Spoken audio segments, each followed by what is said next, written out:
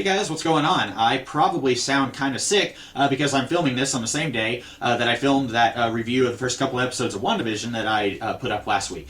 Today I want to talk about the 2011 movie The Thing. This is a remake slash prequel to The Thing, the one by John Carpenter. And I got this movie for $1, and I didn't just love this movie. I don't strongly hate it, but I don't think that I'm ever going to watch it again. The thing is, I was reading some trivia. The thing is, that was not intentional. I was reading some trivia about this movie, and apparently the people making it, they convinced their higher-ups, we do not want to do a remake of this thing because this thing is a perfect movie, in their words, and I think it is pretty good. They said doing a remake of this movie would be like painting a mustache on the Mona Lisa. Haha, that's very funny. Here's the thing, though. Again, not intentional.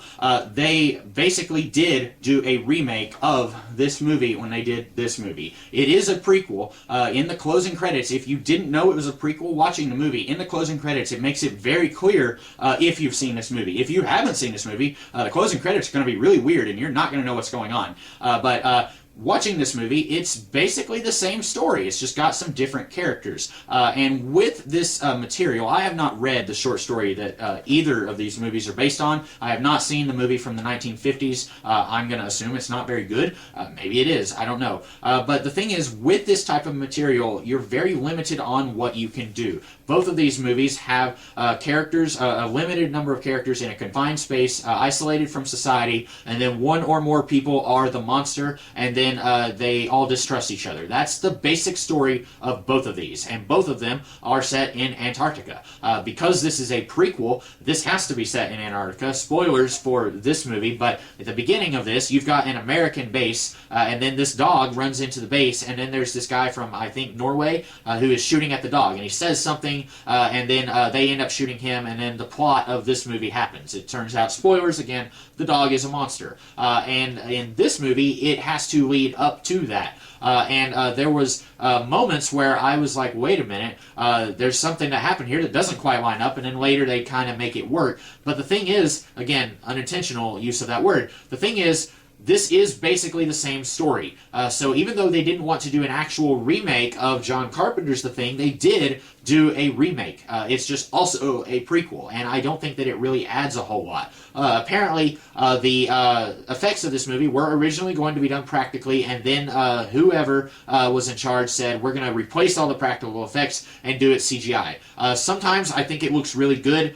Sometimes I don't like it, and I prefer what was done in John Carpenter's movie. I think, this reputation of really not liking CGI. I think it looks good sometimes. In this movie, there's a couple shots where I was cringing a lot like I was watching the John Carpenter movie, and I was kind of, oh no, what's going to happen next? But there was some times where I was looking and I was like, this just looks fake. And I want to give just as good as I get. That doesn't make sense, but in the John Carpenter movie, there is at least one scene where Kurt Russell is holding a petri dish with some blood, and you look at his hand and it's like, oh, that's very clearly a fake hand. So sometimes the practical stuff can also look fake. But I was so much more impressed with this movie doing almost everything that it did practically, whereas with this movie, I was just like, okay, ho-hum, it looks fine, I guess. I think the acting is okay. The thing is, again, not intentionally using that word, I say that a lot, I guess, but with this movie, so much of the dialogue is done in subtitles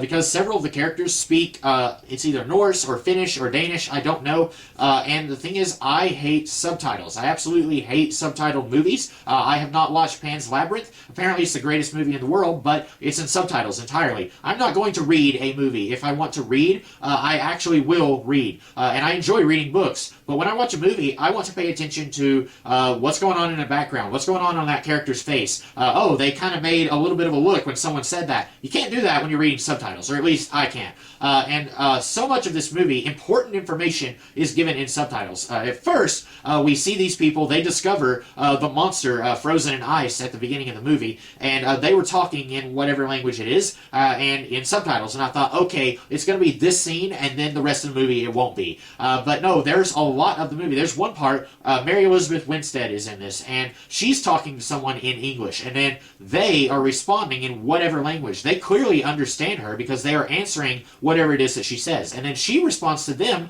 in English. So it seems like she understands what they're saying. Why in the heck is this movie doing this? Why not have everybody speak English if they all speak English? Now, I think there is one character who doesn't speak English, and that kind of has to happen if you're going to lead into this movie. But overall, I didn't hate it. I don't regret paying $1 for this movie. But if I ever get the urge to watch anything with The Thing again, I'm going to watch this movie. I am not ever going to watch this again.